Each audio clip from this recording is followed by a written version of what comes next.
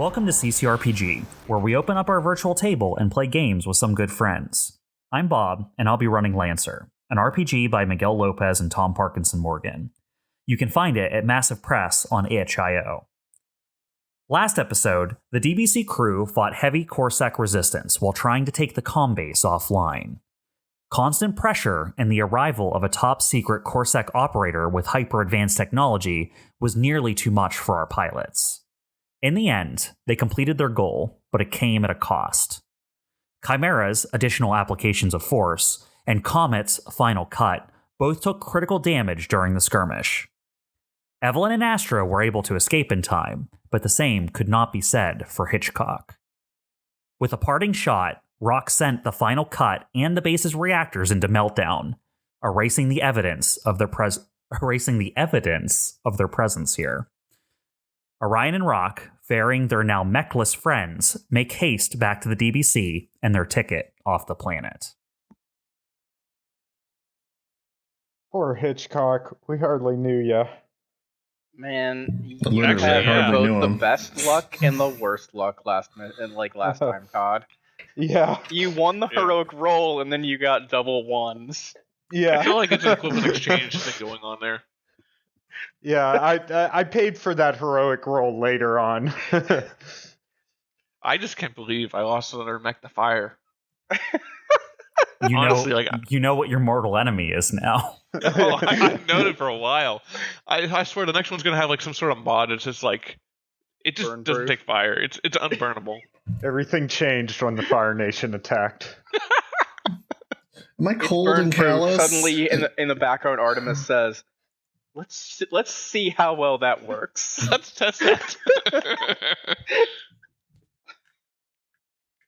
You know, you could always become the thing that you despise. You could go full like Batman. pyro. Yeah.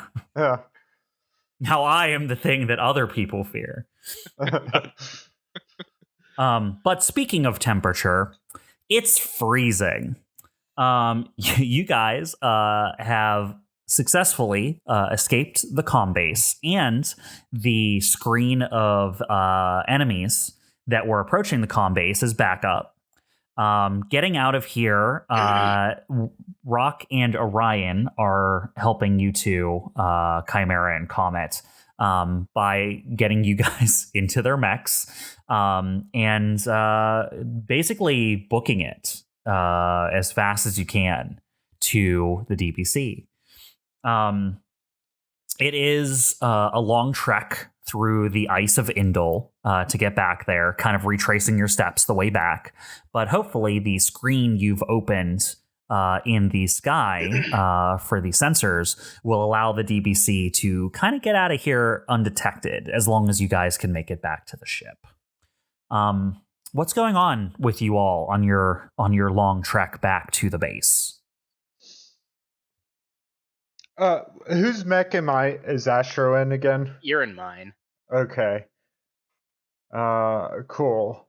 Yeah, I'm in. Hey there, Dyne. Close quarters. Yeah, close quarters. And now you're getting a chance to see how I have to basically deal with two children. And me? Yes. Yeah. Yes. Two children plus you. I'm sorry, 3 children.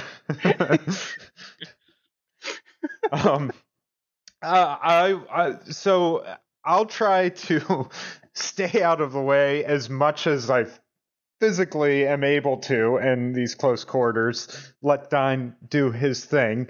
But I will, take my Omni hook and keep in contact with Torsay, and I'll have like a live GPS location being pinged to her so she can track where we are. That's probably not necessary, actually, now that I think about it. She could probably track our mechs already. So yeah, she scratch already. That's stupid. I was That's gonna a say stupid idea. She already has a ping on the final phase in Prometheus because they're linked into her comm system. So yeah, I recall at the end of last session, she asked why only 2 mechs were returning. yes, That's right. That is Yep. correct. So yeah, I'll just be keeping the line open.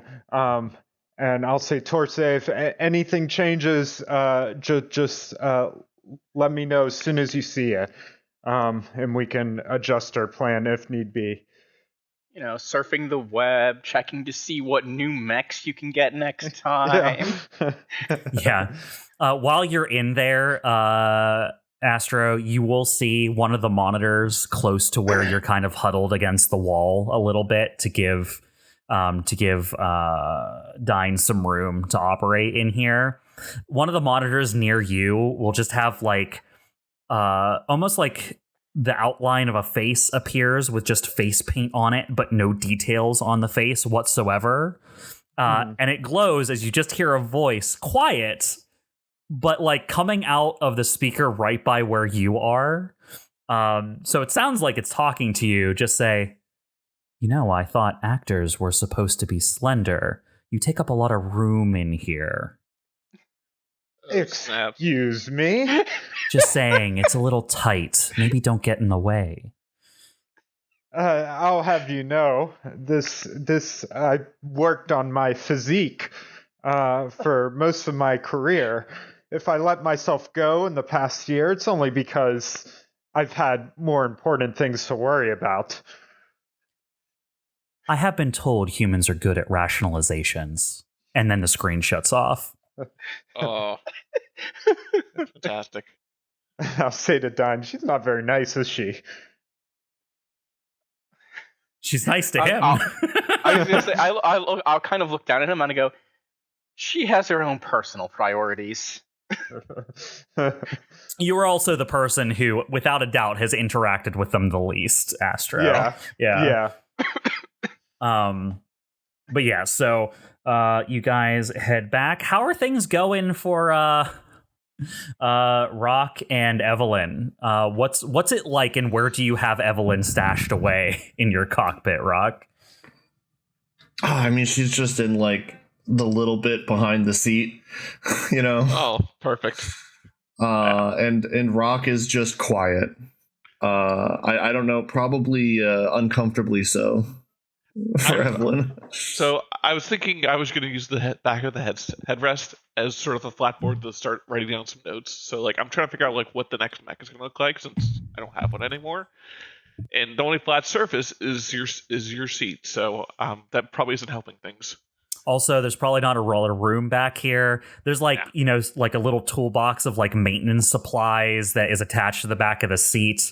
There's like no leg room whatsoever. You're kind of like, it's one of those things where there's not really a seat, but your back is like pressed against the wall and you're huddled down so that you don't like get thrown around the cockpit as the mech moves around. But you fit at least, and you aren't in the cold, so that's a plus. Yeah, I can't complain about that. Also, Evelene did salvage like a few things as she was ejected from her seat. So like she has the self-heating mug. She has some other parts she managed to save just because it was right next to her. You have a mug? Not a lot of room. I'm sorry. Wait, excuse me? You took a mug with you as you were ejecting from your mech. I invented a self-heating mug like a million episodes ago. I brought it with me because I figure I could fit around with it to kill some time. I'm not going to leave it to be exploded. Okay. It's good to know. It serves no purpose at all mechanically. Good to know where Chimera's priorities are. Yeah. Good. It sounds absolutely irreplaceable. It's not like you could just make a new self-heating mug. Look. Out of character, I was thinking the worst case scenario I could use it as an explosive, but never had an opportunity to. Rock is just completely silent and just here sipping in the background. No, it doesn't have any liquid in it. That'd be insane. I was going to say, as Evelene is just sipping coffee with herself from her self-heating mug. Although I do like that mental image. Maybe we can recount that.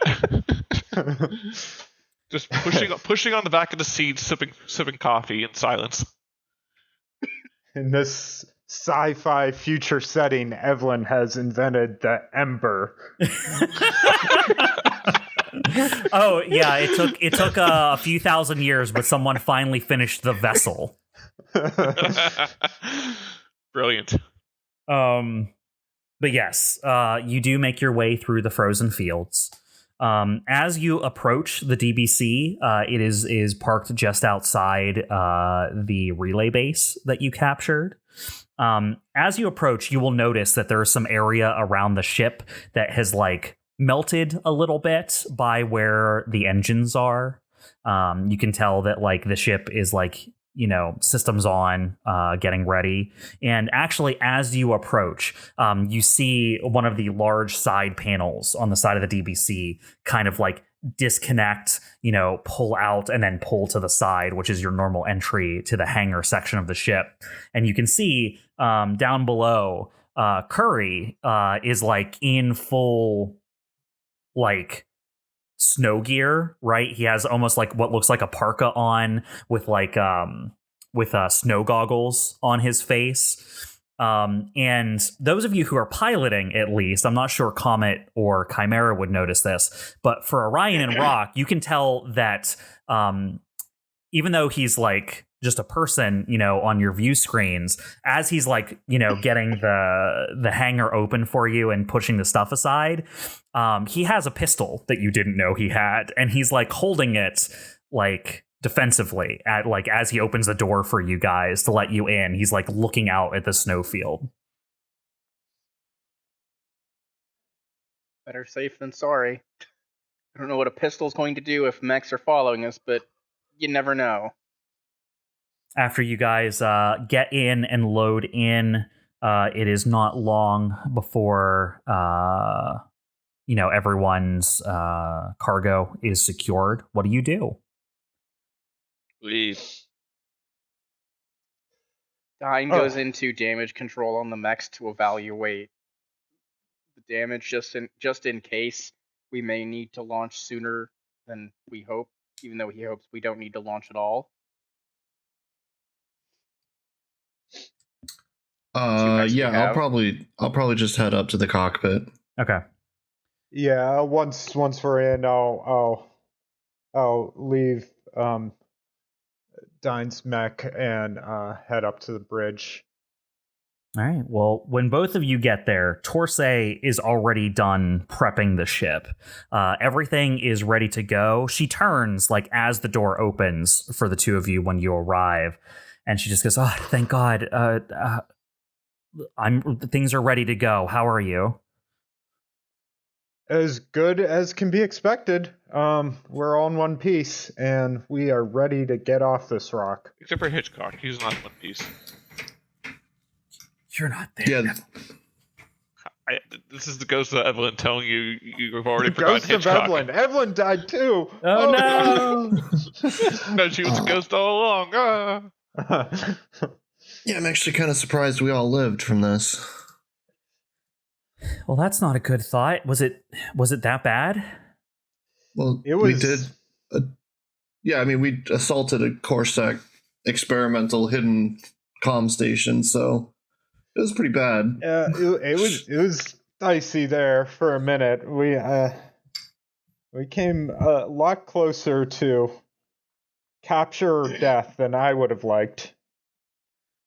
Well, since we've been down here, I don't have a good sense of what's going on in orbit. The helm is yours. I'm gonna go back to getting our communications going. Thanks, Torso. Yeah, I'm gonna get us out of here, right? Yeah. Do your thing. All right. Do your pilot thing.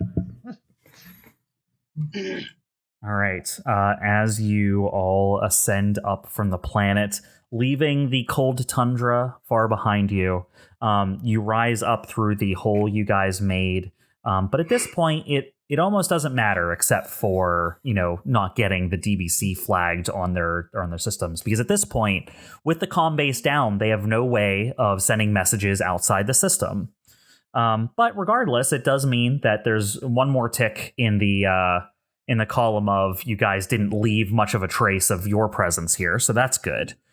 As you get into above the atmosphere, Torsay is able to connect back in to the shared comms for the operation.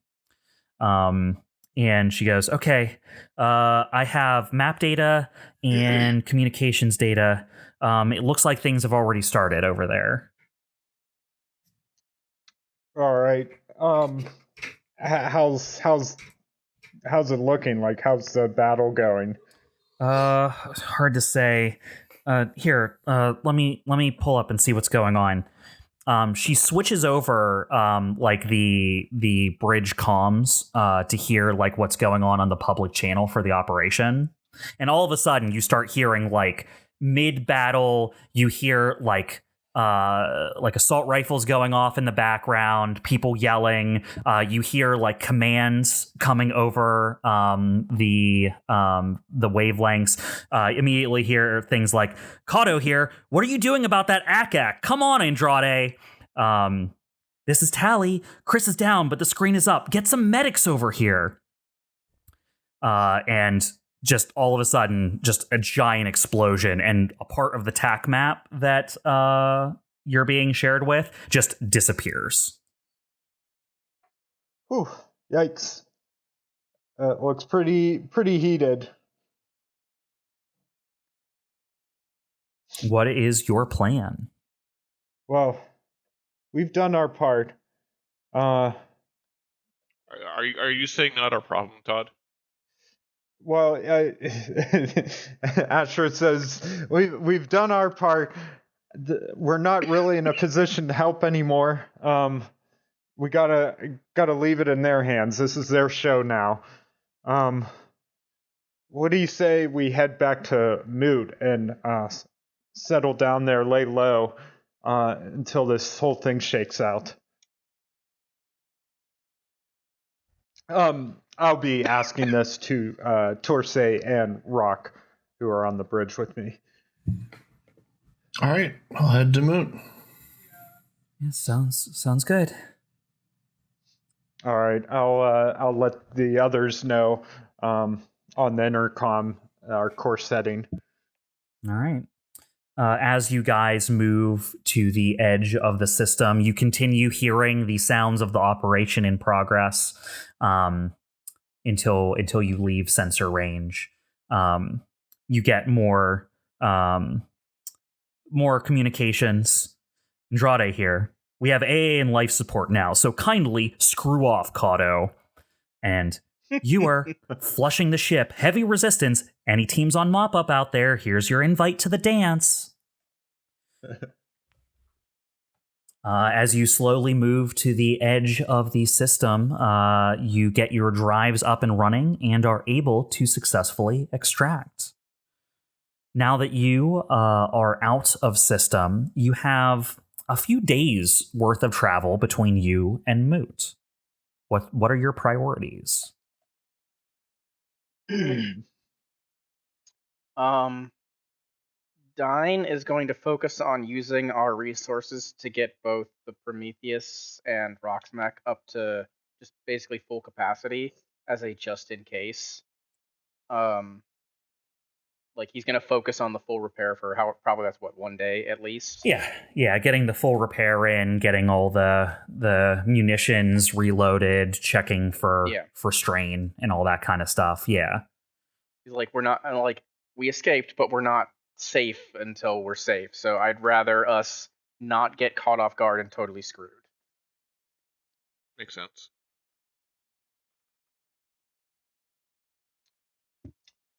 Yeah, as for Astro, he's going to just be monitoring the feeds, and the main tactical channel that everyone's communicating on, just monitoring the progress of the mission. So that was all local communications. Okay. Once you leave the system, you're now blind to how the operation is going. I see. Okay. I can tell you based on make a pilot check to evaluate where things were with the last data you received before leaving. Okay. How about using investigate skill trigger? Does that make sense? Researching or studying something in great detail. You can, but I'm going to give you difficulty on this. Just because this isn't something you're not particularly good at studying, like operational details like this. So you're good at investigating things and studying things, but this isn't an area that you're particularly versed in. On my forte. Yeah. All right. I rolled a 7 with difficulty. Okay. So 7 total.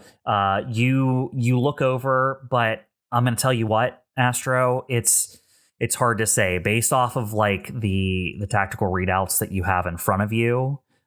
They were making advances. They took over, the life support systems and took down the AA guns. So like the air support superiority seemed pretty good, but also one of their units almost got completely wiped out while trying to rush the security station. It sounded like they gained access to the ship, but you guys left before you found out what kind of forces they encountered inside the ship. Okay. All right. Could we send a message to what's her name? Jalen on Moot? Just letting her know that we completed our mission and are heading back to lay low. Yeah, it will. It'll just take a few days. It'll take like a day or two for the message to get there. It'll take you guys like 4 days to get there. It'll take your message like 2 days to get there. So it's up to you. All right, I'll just send a message, and otherwise, Astro will be pacing nervously on the bridge most of the time, not knowing what to do with himself. I think at one point, Evelene just hands you a drink. Like maybe she I think she's helping Dyne with getting the mechs up to snuff, but like. She sees you pacing and is like, you know what I do when you're in that kind of situation? What? I'll pull out a bottle of I don't know, some good stuff out of my pocket and just hand it to you. Astro just grabs it and drinks it without asking what it is, or that is very potent stuff you just had there, Astro. You might want to sit down. Like how well are you with booze? Astro's he's not great with booze. You saw him in the casino. Oh yeah, that's right. Got drunk pretty quickly. I don't want to do Bob's job for you, but I highly suspect you are floored with this stuff. Yeah, the things that Evelene drinks is more like engine degreaser than you're used to. What Astro's literally gonna do is he's gonna just grab it, take a swig of it, and do a spit take. Hopefully not on me. And he's like, "What is this shit?" To each their own, and I'll take the same amount and just swallow it without blinking. And he takes a much smaller sip next time, but and sits down. I'll go get him up. Yeah, thanks, Evelene. Yeah. Look, what's done is done, and all we can do now is just keep our nose clean. We'll get there. We'll see how it goes. Worst case scenario, we're wanted, but we're not. We were wanted to begin with, so nothing really changes.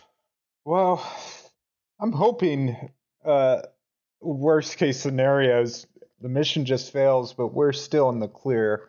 We should have cleared out all evidence of us even being there. Yeah, explosions will do that. Look, how about this? Some actual constructive advice. Why don't you start thinking about your next mech? I mean, unless you want to be doing all the commanding from the ship now, I imagine you're eventually going to want to get back out there. Might as well figure out what you want to do next. Yeah, I mean, it's hard for me to focus on that when there's still so much hanging on the balance, but I suppose I could do a little brainstorming when I'm off duty here. What are you doing now? I'm monitoring Pacing. the situation. You're off duty, Astro. Get to work. He just keeps pacing here. He won't stop. I'm supervising. Yeah, I imagine Torsay sitting in like the operator's seat, like, but is not paying attention to the screens at all, and is like leaned back in her chair with a book. She just pulls the book down to look over it and goes, "Yeah, he's been doing nothing constructive." Okay, then I'm if you don't move your ass, I'll move it for you. Go. Go get some paper and figure out your next mech. Or mop up this mess, and I'll point at your spit out booze. I suppose I could use a little break. And he walks off to his quarters, mumbling to himself. Sometimes, just because the captain looks like he's not doing anything doesn't mean he's not incredibly busy. As Astro walks off, I'll just say to the rest of the group, like, I can lock him in there. You want me to lock him in there? Get him out of your hair for a bit? I taught him how to override those kinds of things. I think it would just make him angry.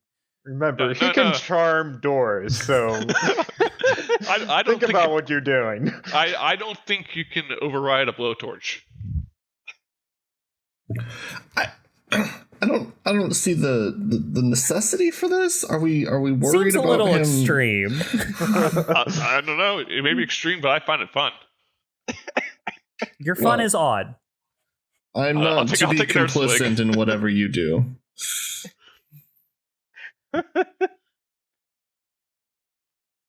What was that, Rock? I said I'm not to be complicit in whatever you do. Fine. And Evan will go mop up the booze because she at least likes a clean workspace. And Orion, Dyne, you said you were mostly working on the mechs to get them all ship shape and whatnot. As you're doing that, Curry comes over to you. The ship, the DBC is fine. It didn't get into any trouble this mission. So he's just kind of like doing his normal maintenance rounds. When he comes by to see you working hard, and he's looking, you're probably at this point still working on the Prometheus because it took a beating during the mission. And he's just looking it over and is like, he's looking almost like guiltily at it. He's like, it's not really I'd lend a hand, but this looks complicated. I'll look down at him and be like, come on up. I'll show you how it's done. He grabs like one of the little hand lifts that's in the hangar and rides it up to the top of to where your cockpit is on the mech. As he's coming up, he notices something on the shoulder of your mech and points to it. He goes, whoa, what's that? And you will know, Orion, that is where you got hit by one of the blasts from that experimental mech. From the massively damaging rifle? Yes. I go, well, when we were down there, we fought against what was likely an experimental mech. I don't know, but their technology was ridiculous. Even with my armor, their rifle was just dealing incredible amounts of damage. Those look like looks like charged plasma or something. It's that's nasty. As you can see, as I look around the hangar, only 2 of us made it back. It was not a pretty mission. I didn't even know there were things like that. You said this was a mech. You didn't get into a fight with some kind of warship, did you? No. Although they certainly had the firepower of a warship. He whistles under a low whistle as he continues to examine the damage. Might have to just replace that whole shoulder. I think a lot of our money from this mission is going to be doing some of the necessary trims for the DBC, and 2, I think my mech and obviously Evelene and Astro are going to be 2 completely new mechs, and I think a lot of our resources are going to be going into fixing this. Hope it was worth it. So do I. as I go work through with Curry about what needs to be done to completely replace the hole. Yeah. He like starts going over with you. He's like a quick study. If you didn't know any better, you would think that he like knows some of this stuff already. You know what I mean? It's like, like you teach him some things and he picks up on it faster than like a beginner would. You don't know if it's because of his cross training with like, well, he knows how ships work. But like he's very on the ball about this. And by the end of it, he's helping like put together a parts list for you so that he can, while you continue to work on some of the electronics, he can get together some of the resources you guys have and pull them together for what you need to replace. Sounds good. All right. Well, like I said, you guys have 4 days to get to Moot. So it's going to be a little bit more time yet. Rock, aside from the amount of time you spend behind the in the cockpit, what are you doing for the trip? I guess I'd ask Torsay, well, what's our plan if something does go wrong? Where do we go? Well, we have some friends. I mean, Ren always said that we could call on them anytime if we needed like a safe berth. I mean, Moot is neutral territory, so that should be safe unless some corp has a reason to look into us. We could always go on the float for a while and just stay in between places, but that'll burn up our fuel. I don't know. Well, if worse comes to worse and they do know that we were there and a part of it and they fail, then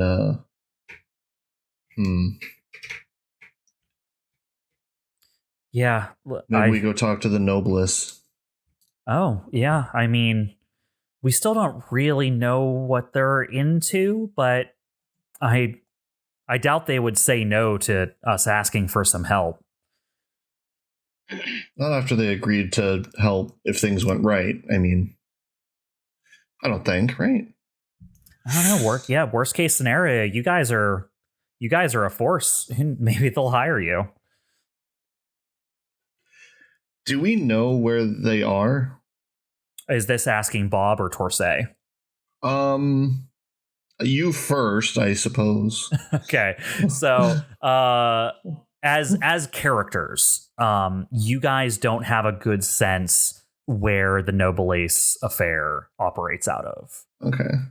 You know that they're out there, and then you have heard news reports all through the last, since you did the mission with them, of things that you assume they're involved with, but other people don't use the name the Noblesse affair when they're describing those things. They don't seem to know that they're the ones involved.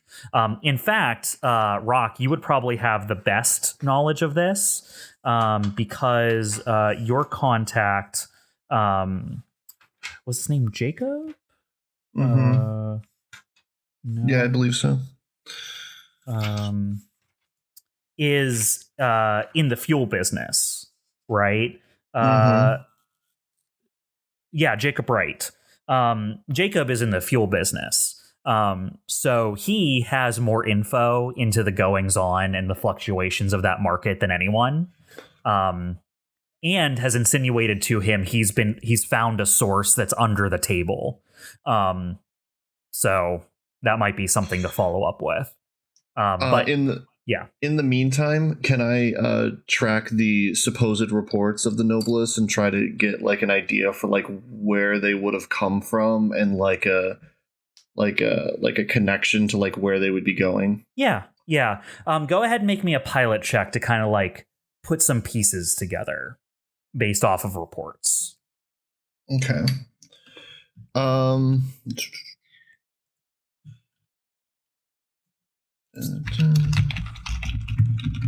think word on the street would apply to this at all. Oh, absolutely. Yeah, it's putting together news from gossip and things like that. So yeah, all right. 18. What you would be able to put together is there is not like a solid pattern to the attacks. You imagine there might be some amount of like shot calling or like, like improvisation to choosing them, but there is a general direction. Right. That's what I was hoping for, right? You put dots on like a city map to try to like figure out, well, this is be the middle or this is where they're coming from, that kind of thing. That is exactly the kind of thing you find. And what you notice is it is working from the furthest rim places going coreward slowly. Okay. All right, well, we got a backup plan. All right. And Astro, do you get some time to chill? Yeah, I get some time to kind of take a chill pill, mourn the loss of Hitchcock, start thinking about like how he's gonna design his next mech. So he gets some sleep, he rejuvenates. Literally injects himself with the freeze stem. Yeah. No more stems. He tries to go find Rock's secret stash.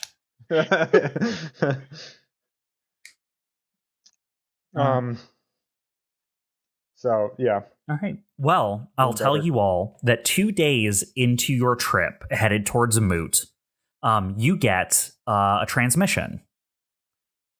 This is about how long it would have taken for your message to Jalen to arrive on Moot.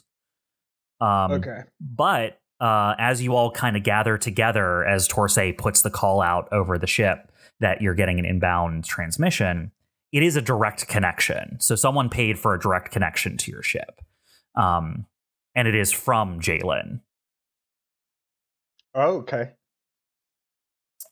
So you get on the other end of the line. It is Jalen. Very much she is attired like she was in the meeting. She's probably wearing a slightly different suit. Instead of a dark blue suit, it's probably like black today. She still has her pocket square tie and like a fuzzy onyx scarf on over her shoulders. She has sunglasses on today. She's indoors wherever she's transmitting from, so you're not sure why. But she has like a coy smile on her lips as the video feed comes up and goes, "Well, hello, crew. I just got your message. How are you all doing?"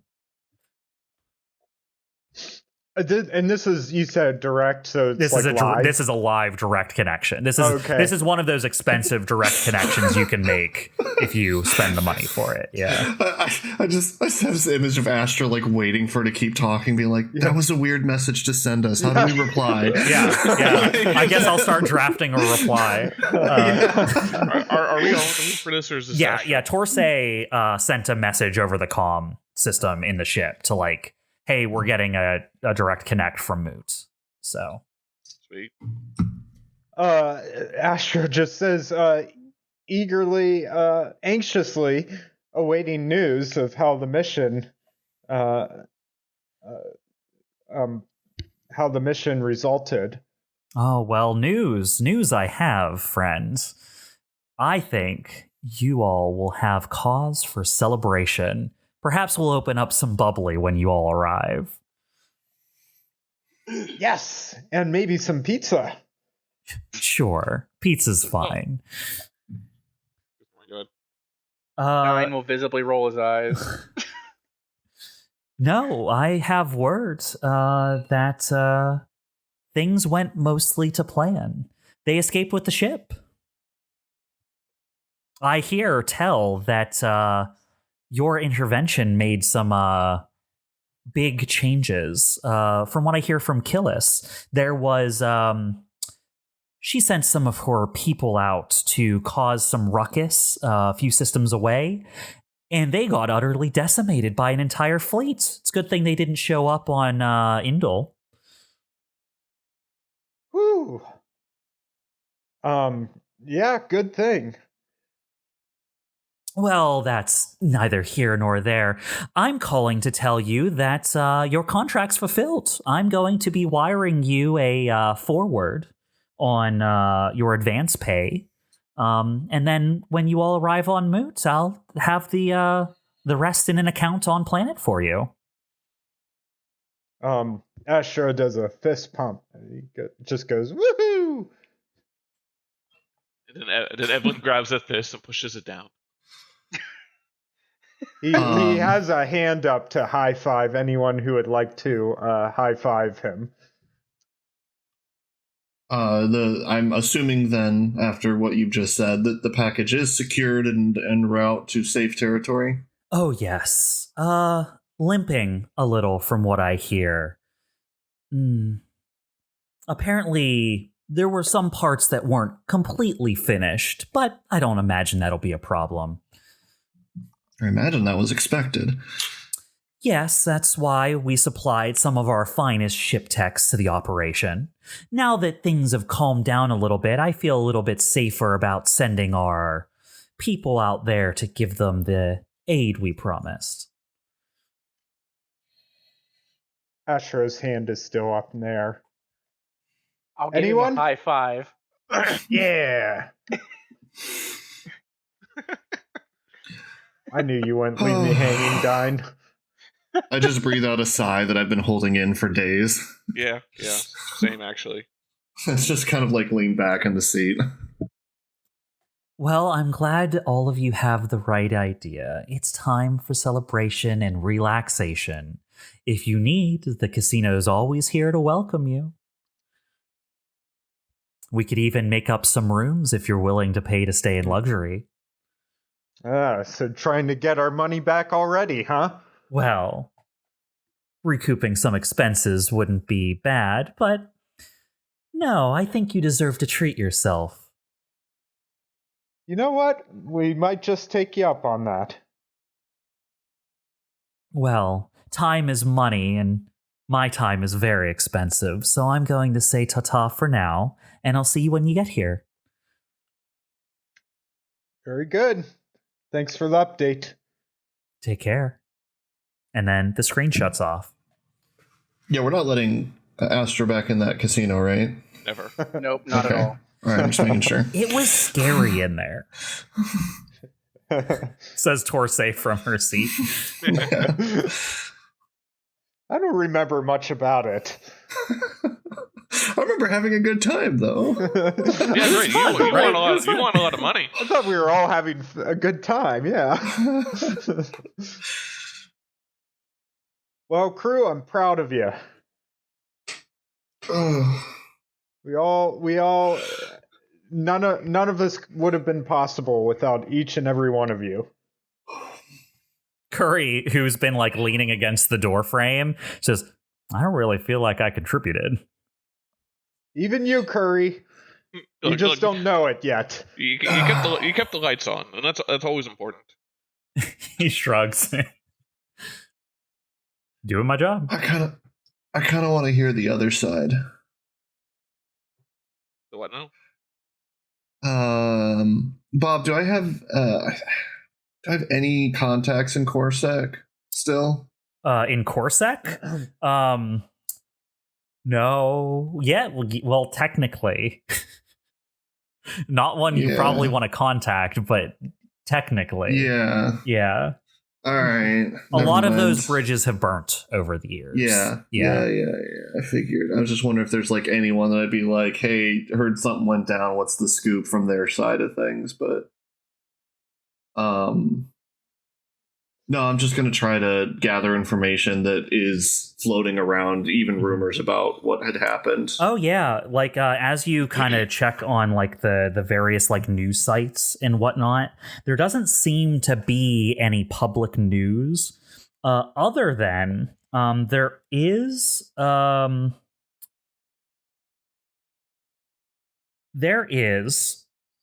information you find that seems to indicate there is some changes in some shipping routes in the core sectors. And the only reason you find this notable is those used to be trade routes that you were on, and they've been active trade routes for before you were born. And you know that those routes specifically were ones that the part of Corsac you were a part of were the ones who were in charge of patrolling. So it seems like there is a reallocation of Corsac forces for some reason. Okay.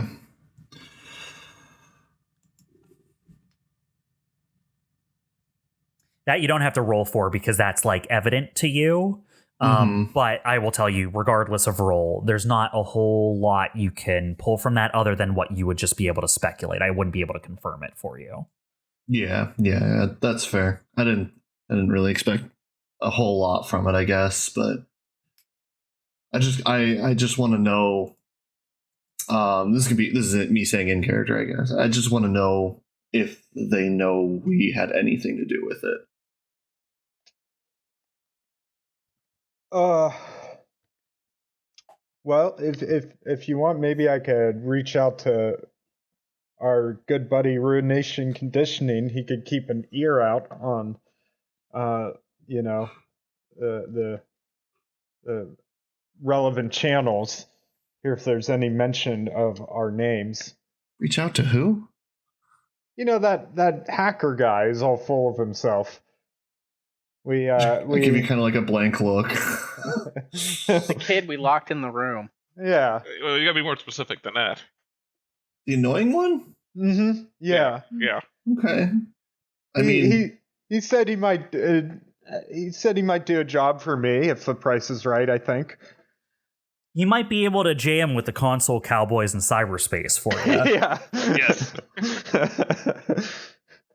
I just kind of shrug and go. Heard of New Wave? Nice to know. Yeah, New Wave, Next Wave, Dream Wave, Cyberpunk. I'm sure that with the amount of irony we have for that now, in the future, it's wrapped back around a few times already at this point.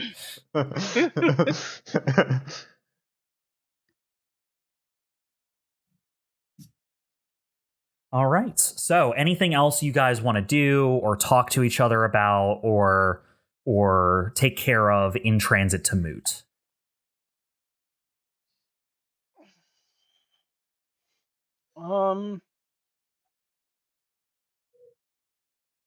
No, I think I'm good. All right. Same. All right, sounds good. As you guys approach the planets, things are as you expect. The normal goings to and from the shipyard. You pull in and land. It is bustling, like it always is. People looking for parts, people unable to find fuel. It is basically in the condition you left it before you left on the mission. Although, one thing you all find as you enter out of the spaceport into the city is there are a whole lot of flyers everywhere that all have similar messaging on them that you haven't seen before. In fact, there's enough of them that you even find some just floating in the dirt, like blowing past you in the breeze by your feet. Can I try to snatch one up and read it? Yeah, Astro, you snatch one up, and as you look at it, there is just a word at the top, and then it's almost like almost like manifesto style writing, right? It's like a title, and it's almost like someone. I don't know how to make a good comparison, but it's almost like, when Martin Luther nailed like these are all the problems I have to the church, or like some political activist being like, here are all the things that I take issue with, and just distributing it everywhere. It's not like advocating for any specific action, but it seems to be some sort of like, these are problems. that you should be aware of, kind of thing, right? And it says at the top, the Noesis mandate. And below that, it lists various issues with the Cygnus state. Things like corporate corruption, greed, the lack of free movement of peoples across the various environments in the state. It reads like a kind of like a political incitation of consciousness of issues, right? So it says Noesis mandate. It says at the top the Noesis mandate. It is written as if it is the Noesis mandate saying these things. Okay, so like that's the name of the group or organization or whatever behind. And you gather up another one just to compare and see if they're all the same thing, and they aren't. Some of them say different things. Some of the flyers say different things. And you find a flyer that is also by the Noesis mandate that instead has nothing to do with any of that and is almost about self-actualization. It is written almost like a self-help book compressed into a flyer. It is like the only thing that should matter is your safety, your wellness, and your ability to better yourself. Shouldn't you be somewhere where your own personal betterment is the primary goal of those around you and things of that nature? They'll say, sounds like a fun cult. I'm not sure any cult can be considered fun, but to each their own. I guess it's a matter of opinion, really. Any considered fun on the flyers? Any like information like we are meeting at this place, or you can find out more by scanning this QR code or something along those lines. Visiting our website or checking out our YouTube feed or SpaceTube feed. Like and subscribe. That's what you just reminded me. I got a letter in the mail the other day that was like a mortgage letter from my bank, trying to get me to get a mortgage through them or something. And the entirety of the letter was just like, scan this QR code for information. I'm like, how fucking lazy is this? Yeah, right? We won't even print it on the send paper. Me the letter? Won't even give me the information. Come on. Yeah. COMET. What do you, if you were trying to decipher, I don't know, let's call it like coded or hidden language or messages, what pilot check would you use to try and discern that? Interesting.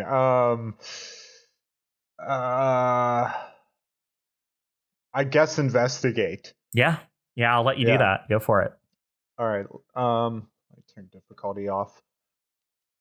I rolled a 18. Okay. Putting together some of the pieces in the language, it seems like, based on like some things talk about like guiding you through trouble or your own personal guide, and it seems that there is information to meet someone called a mandate guide, who is what you assume to be like what is written in as almost like a life coach or like a tutor, or like it's almost like, are they a tutor? Are they a guide? Are they like a religious leader? Are they a priest? But it almost refers to them in all of those contexts at the same time. But it seems to indicate that people who find this information important can find a mandate guide who can get them in touch with people who think similarly. Okay, interesting. Astro like pockets the flyers. He's not like really overly concerned about this group, but he's kind of like curious, like what their deal is and why they're sort of advertising here. So he'll file it away for later. Oh, and you are right, Charles. Let me spell this for you. So it's NOESIS, Noesis mandate.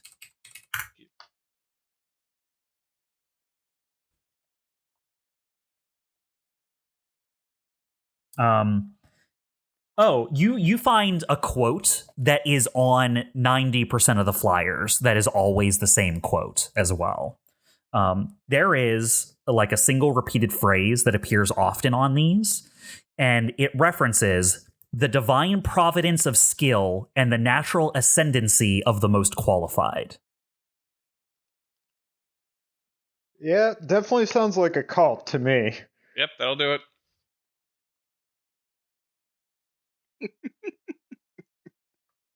But you have made it back to Moot. And like I said, aside from some redecorating, things are largely how you left them. And people around here are largely treating these flyers the same way you are. They are so much trash in a hive of scum and villainy, right? People walk past them the way you walk past various flyers in Las Vegas. Yeah. Makes sense. All right, well, let's get our account settled. What do you say? That's a good start, I think. Yeah, All right. Absolutely. So are you guys heading to the casino then? Yeah, should we let Astro inside? Listen, I can exercise a modicum of self-control. I'll be fine. Okay, Well, I mean- but Astro, we're going to get paid, not to gamble. Listen, I only like gambling when I had too much to drink. So no drinks is what you're saying. Alright, you can only drink, but only if it's the same stuff that Evelene drinks. Just That's worse. That's worse. Just Well, keep that's me the best way to prevent him from drinking, right? just keep me away from that from my vampire slot machine, because I'm not liable to what I'll do to it. Honestly, I want to buy that machine. I'm sure it's they're willing to sell it. It's probably not a big popular machine. It's not my finest moment, is all I'm saying.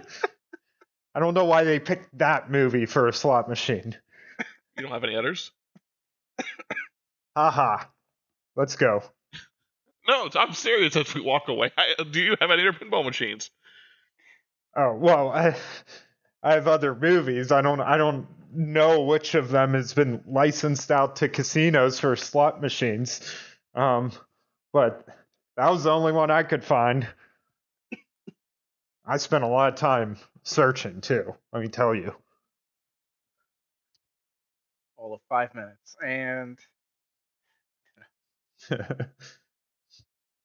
So you guys make your way to the casino. It is, I would say you arrived on planet probably midday. So by the time you get to the casino, it's working hours. It's not at its busiest time, but it is still enough that tables are filled, people are gambling. The regulars are all at their slot machines that are their favorites. In fact, you can't get to the vampire slot machine because the same old lady who was there the last time you were here is at the slot machine this time too, Astro. Of course she is. Last time you sat down when she left, and then she came back when you left, but this time she's still seated at the machine playing it. Yeah. Astro will just roll his eyes. As you arrive, a attendant of the casino, dressed in very tight fit suit, super tailored, very buff guy, and you don't know if it's for appearance's sake or if this guy just got a weird fit, but it's one of those kinds of suits that is fit on him almost to show off the fact that he's muscular enough that he could tear out of this suit You know what I Yeah. mean? He's like one of those buff guys whose suit is tailored so that the collar pulls in on his thick ass neck to make it look like he's about to burst out. Like, you know, like a wrestler wearing a suit, right? Yeah.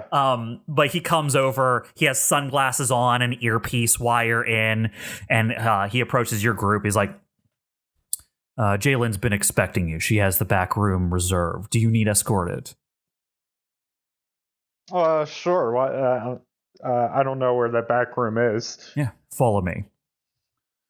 He'll escort you basically to where Rock and Torsay had the meeting before with the Astro Uprising. The four of you are led in. It is a large conference room. It is like gaudy, like old money style casino. There are various portraits on the wall of like fantastic, like I'm sure one of the portraits on the wall is like a buff guy literally taking a bull by the horns. You see like a buff guy wrestling a bull to the ground by holding its horns, like almost in a classical painting on one side of the wall. There's like big gold statues, like large like green ferns in corners of the room. The floor is tile, and like it's just a big, nice wooden conference table in the center of the room. And Jalen is just sitting on like in a random seat on one side. It's not like she's seated at the head of the table or anything. She's like leaned back, playing with like a personal terminal that she has on her, like just messing with things with like a little stylus with her like sunglasses pulled up on her head.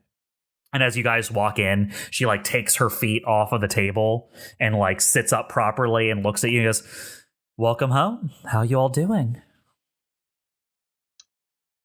Pretty good. All things considered. About the same, right? Yeah. Can't complain. Well, good. I'm glad you made it back. Now, this was a personal project, so while the affiliation shows its support in these manners, I'm afraid that my personal contributions to your payment will be tied up in a little bit of red tape. Like I said, I've put them in an account for you, but I suggest you wait to draw them unless you want to draw suspicion with it. Okay, how long are we talking about? A couple weeks should be fine. And you sure this isn't gonna bite us in the ass later? It's in there already. If you don't want to take my warning, you can withdraw it now. Sometimes it takes a little while to do the laundry. Okay. Probably the less I know, the better.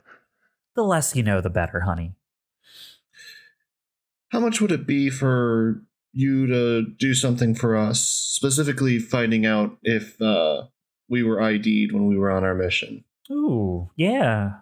I mean, I can do that for you. So, actually, what I'm going to ask you to do, Rock, is in this situation, let's go ahead, because she's definitely like an asset to you. Where is it?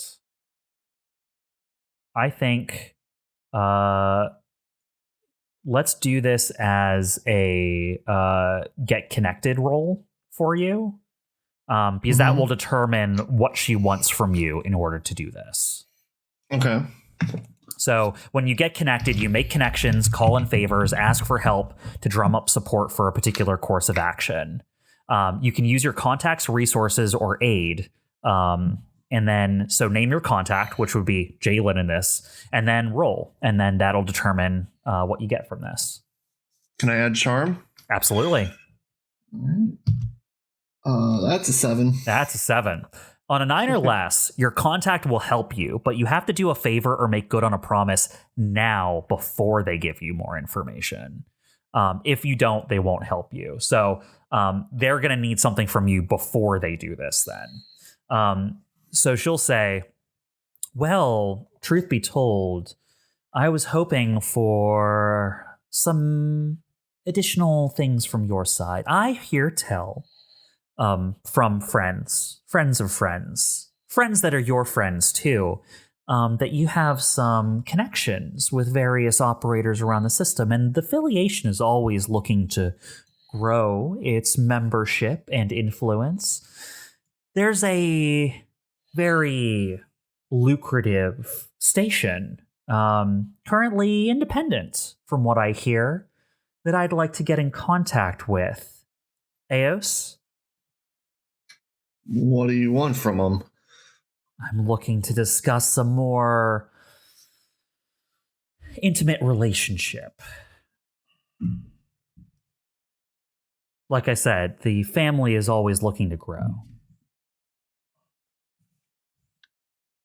What exactly do you need from us? Set up a meet? Put in a good word?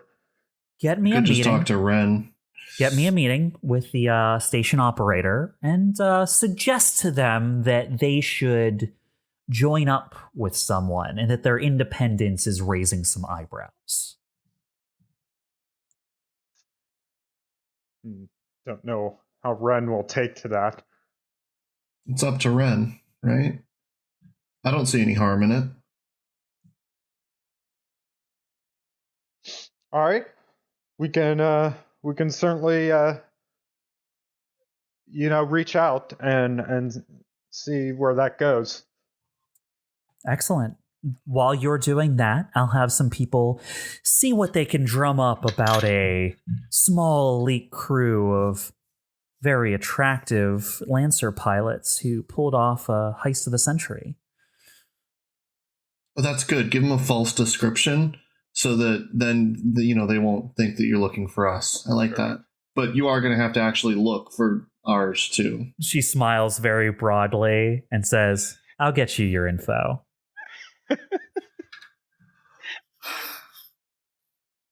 Rock, are you sure you want to stay independent?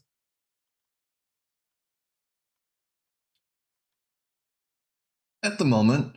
Well, I'm sure I can find a place for you here if that ever changes. Resistance is growing pretty big right now, so it's a thought, but... Oh, sure. But that's not where the money is. Well, think it over. I'm not going to push you now. Celebrate. Go buy yourselves a fancy dinner. She looks at Evelene and Dyne specifically. Maybe get some new clothes. Anyway, enjoy yourselves. Maybe, take a shower. That doesn't cost anything. That's just a suggestion. I mean, in fairness, I feel like Evelyn didn't dress up like last time, so she's still in her clearly dirty overalls. Yep. Yeah. Between you two being the grease monkeys you are, and Dyne always dressing for like purpose, and Evelyn not giving a shit what she wears. That's why she's like specifically raises an eyebrow at the two of you. Is there actually any good clothing shops in Moot? Yo, yeah. Yes. I would imagine with casinos around, there would be people, there would be shops springing up to make them spend the money, right? Also, this is neutral ground for all the underworld, so meetings happen on this planet. This is where various underground organizations have meetups with each other. As we leave the office, I'm just gonna go, she thought I was in this for money. I would not be with you guys. I mean, she's right. She shouldn't say it, she's right. Well, yeah. The point is that I'm not doing what I do for money, though. Well, that's why I hired you guys. Because he couldn't pay out the top bills. No. I mean, that is probably true. Yeah. I hired you because you weren't doing this for the money. If you were doing this for the money, I could not afford you. Yeah, I suppose you're right. All right. But yeah, what do you guys... it's going to be a couple of days for you to even get like your basic supplies back, like refueling the ship, stocking supplies you used on the way. That's not even considering the amount of time you're going to have to put into figuring out what, Evelene and Astro are doing about not having mechs anymore. So you have some time here. What do you all get up to?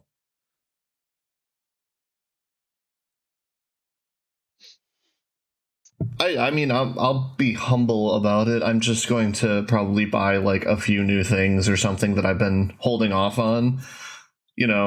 Got like a couple $100. You go buy some new clothes or something, right? Yeah, totally. That kind of thing. Yeah, it's like, but you had your eye on something and were like, that can wait. I like that jacket, but I didn't really need it. Yeah, so I go out and do like a little bit of that, but it's like that. Like that's kind of it. After that. And then Jacob is on Moot, right? Oh yeah, Jacob's here. I would just meet with him at some point. I mean, I imagine like a day or two into your stay, you head out to Jacob's shop, and it is busy for him, which means like there are two other people here, right? And they're not like in his office; they're like out on the side, like hauling things away, like having people like load barrels onto like a little like rented transport ship that they're having like shipped away and stuff. And he's outside. He actually, you notice him outside because he's like signaling to them like which of them are the things they bought, so that they're allowed, like, oh, that pallet's yours, you can go ahead and load that, like that kind of stuff. Yep. But he sees you coming and he's like, oh, hey, good to see you. How you doing? Well, just thought I'd stop by and let you know that your tip has worked out. Oh? Things have gone well, if you haven't heard. Well, I'm a little out of the loop nowadays. But if things are going well, maybe I'll reach out to some old friends. He like looks over his little business here. He goes, things haven't been going great recently. Not going to tell me I'm going to be losing my fuel supplier. No, you'll have access. I'm doing okay there. You don't have any problems taking the below the table stuff. But there's a lot of people I sell to who I don't feel comfortable opening that supply up to, and is making it a lot harder to appear like I'm a legitimate business. I nod as I look around and he's just saying this out in the open. Oh yeah. He's just saying it's just a dusty street. Like some guy walks by, he doesn't pay you guys any attention. Yeah.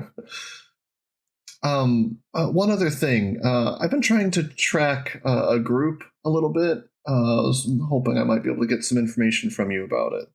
Sure. If I have it, I don't know why you'd be asking me, but okay.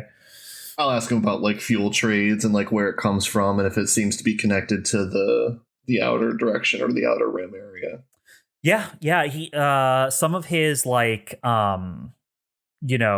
not on record suppliers that he gets things from are from out that direction. Yes. In fact, though, as he's talking about this, it kind of brings up for him a thing that he's been thinking about. You can tell it's like been turning in the back of his mind. He goes, you haven't heard the corporate presence in the fuel trade has been a little odd recently, and you keep asking about this stuff, so I imagine you have some info too. Have you seen this before? He pulls like a paper out of his pocket and like unfolds it, and on the paper is a skull wearing a mask with a crown on its head.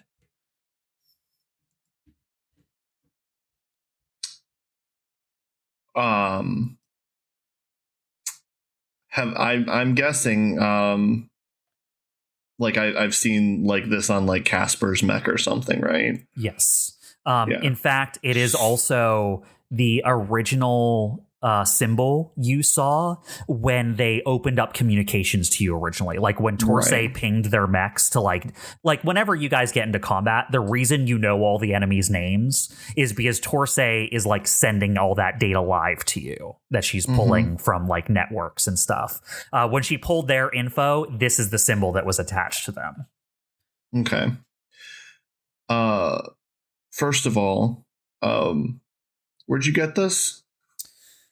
So you didn't hear this from me, but I've been hearing rumors that some of the corporate suppliers are getting into bed with each other.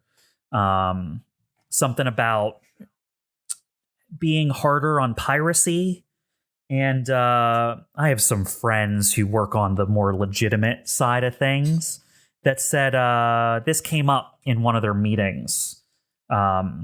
This symbol is apparently tied to the fuel shortage and is driving let's call it a corporate coalition. You know, if companies are getting in bed together like that, they're doing it out of necessity. Oh, yeah. They'll tear each other's throats out unless they find someone else's throat to tear out. So, yeah. Well, anyone with this symbol or people related to this symbol might get their throats torn out. So I would be very careful around this if I were you, even though I am the one asking you about it. These are who I'm looking for. Yeah. Okay. Well, good to know. I'm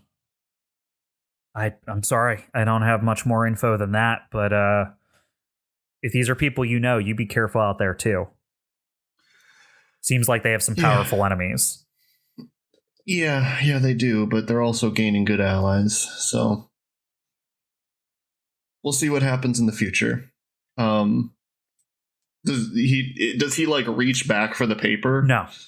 Okay, yeah, because if not, then I just take it. Yeah, he lets you. He doesn't care for it. Yeah. All right, well, let me know if you get any more information about that, but again, I don't know that if you want to be digging into it too much. Yeah. I'm not gonna, but if anything crosses my desk, I'll know you're the one interested. And then I'll go over what we need for fuel and probably buy a little bit extra. Okay. So you got the money. He'll write up some figures for you. Price has gone up a little bit, but that has been the way things have been going for the past year, right? Like ever since these things started, it has been continuously going up. And it's not a price hike that you can't afford. So it doesn't seem like he's putting the screws to you either. Sure. But yeah, you're able to get your fuel contacts and get some info. All right.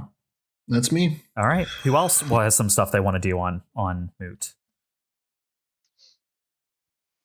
Can I do like a proper downtime action? Yeah, we can say that you're gonna get downtime on the planet. So sure. Okay. I want to try getting a damn drink. Yeah. Oh no. Yeah, you should. Oh, Okay. no, that's right. No. It's only my dignity and all my possessions on the line. I'm immediately digging up the rules for that.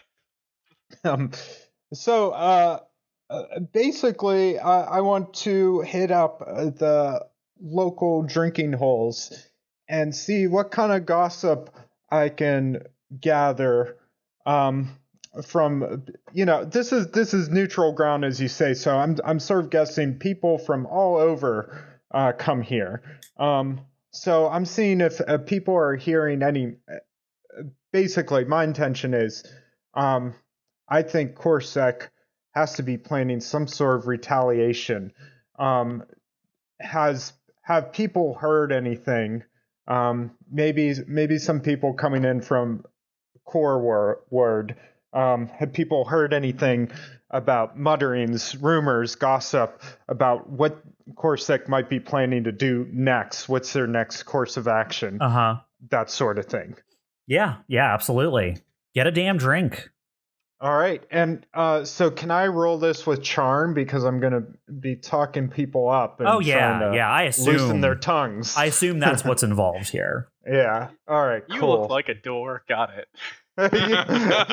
Has anyone told you you look like a door? Yes, actually. Depending on how this roll comes out will determine the response to that question. All right, let's see what happens. 17. 17. Nice. So, on a 10 to 19, you gain one of these things as reserves, representing that you have a really useful version of this thing. And then choose another thing on this list and lose it. You can choose a good reputation, a friend or connection, a useful item or piece of information, or a convenient opportunity. Choose one of those to be good, and the other one to hurt you in some way. Okay. Do I have any friends or connections on Moot? That's so sad to say, Common. Do I have any friends? Maybe that should be the thing you gain. Suddenly you're working Dyne back just from a leaves the deficit shit forever. Yeah. I mean, you lose your sunglasses. And let me see. So, Oh God. my sunglasses. Yay. How about I lose a good reputation? Uh-huh. I'm guessing my reputation maybe wasn't that great to I was begin saying, with. what are you losing? But you have to remember when you say, okay, let me couch Actually, this. that's not quite true. Okay. Go ahead. Let me couch this in something. Yeah. Also, when you are telling me you're losing one of these, that is giving me permission as the game master to use this. Yeah. Like, if you say I've lost a good reputation, that means in the future, when I hurt you in some way because your reputation is bad, that's because of this choice. So, choose the one that you like narratively. Yeah. Now, is this just like my reputation on Moot? You don't know how this is going to impact things yet. That's up to me to decide later. Okay, sure. Convenient. So if I said like a convenient opportunity is something I lose, is that something you can cash in later? Yeah. Uh-huh. Yeah. I see. Oh, yeah. I'm going to gain a useful item or piece of information. And I'm going to lose Astro likes his reputation, so I think he's too charming to lose his reputation. Let's say I lose a friend or connection. Okay, friend or connection. Oh no. You insulted the tech dude. Yeah. All right, great, Astro. Thank you. So, the item or piece of information you get from going out and drinking, can you flavor you going out and getting these drinks? Oh yeah. I mean, he's basically on his own little bar crawl. Going from pub to pub or bar to bar, seeking out all the watering holes, right? And getting drinks, talking up the locals there, the regulars, getting on their good sides, ordering drinks for people, like he's like, put it on my tab, so he's trying to, ingratiate himself to everyone. And once they get, good and drunk, he starts like, asking questions, where are you from? What news have you heard from out there? And just like seeing what's useful, what's not. So that's sort of his game plan, as it were. Okay. Yeah, totally. So as you're kind of, casting about, enjoying yourself, but also getting some information, you let me ask, like, what are you looking for specifically? Because if I have something in my pocket for that, I might just give that to you. But if you're not looking for something specific, I can give you something else. Sure.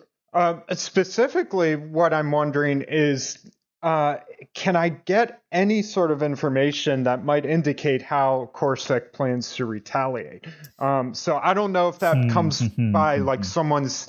Maybe there's some like old like CorSec veteran and he's like, this is their playbook. They'll probably do this. Or maybe it's going to be like, I've heard something on the news, like I live out in the core worlds that, maybe I have a contact, blah, blah, blah. So anything along those lines. Just trying to get information about what CorSec's next moves might be. Okay. Because they got to respond somehow to this loss. And I want to be prepared for that. This is going to sound like it's not as connected as you're asking for, but trust me, this is probably useful. Also, because you're gaining this as reserve, so make sure you write this down. You'll be able to cash this in for like accuracy on something or like a bonus to something later. Okay. So the thing that you're getting here is, remember, this is where all the various underground sort of organizations hang out. And you find that, well, let's just say you hear tell that Cloak, one of the underworld operative kind of organizations on Moot, is starting to go out of their comfort zone and working in very specific ways, running jobs for CorSec. And the reason you find out about this is because there has been upheaval, like in like the area of like, well, if Cloak is now working with CorSec, do they even belong on Moot anymore? Right? Like, kind of the whole point is this is for independent operators. And now they're taking a job with a big, like, not just a big corp, like a big corp that is almost directly part of Cygna state government. Right? Right. Like now, Cloak's reputation is services to the highest bidder. That is just what they're known for. They do things like info jobs, assassinations, direct targeted harm and disruption. They are a shadow guild, right? They are like hands dirty kind of people for like the highest bidder.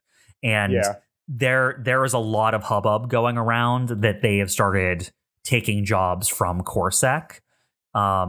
You don't get an idea of what those jobs are, but because of the unease and unrest around that, you can use that in like, you're not like, people don't look at you and expect you to know the politics of these underworld organizations.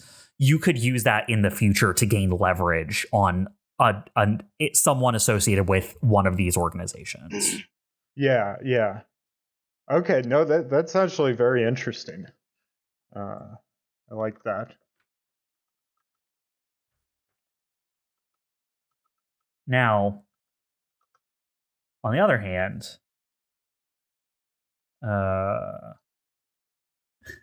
you get, on one of your days, you're being a little bit more tipsy and off balance. You lift up your drink, just to drain the last dregs of your drink, and then notice through the clear bottom of your glass, there's a note written on your napkin. Interesting. It's the number of the barmaid.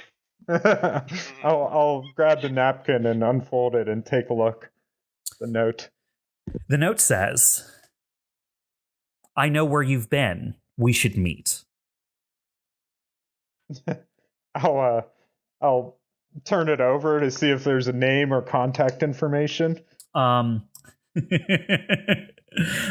There is a small drawing on the corner of the napkin of the note of a bee.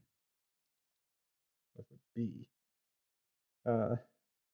Does that ring any bells for me? Or am I just like, what does that mean? I don't know, you're a little tipsy right now, so maybe it doesn't. Yeah, probably not. Be like, oh, that's ominous. I would say, I'm gonna be generous here and just say that as things calm down, like, and as you get your head straight, you're like, B, Buzz, bees. Oh, Buzz. Yeah. Yeah. Okay. Yeah. My rival, Melissa Buzz. Uh-oh. Now, don't I have the ability to a secure contact for her? Yeah, secure contact? you do. Yeah. Yep, that is one of the things you worked on. Yep. Okay, so once I sober up, after one of these benders I go on, I'll get in contact with her, and I'll say, "Got your note. To what do I owe the pleasure?" And yeah, Melissa comes up on your screen very quickly, so she must be on planet. It is a direct connection, but it's not like, long distance direct connection. Yeah. She just smiles at the screen, is like, "Oh, you got my note. My friend didn't say you looked particularly with it, so I wasn't sure if you'd notice." Oh, spying on me, huh? That's flattering. Oh, you should be flattered then. Well, you should know it takes more than flattery. I just said I was. Well, I am. Good. Well, you should know it takes more than flattery to convince me of anything. What are you trying to get? Well, I have some info.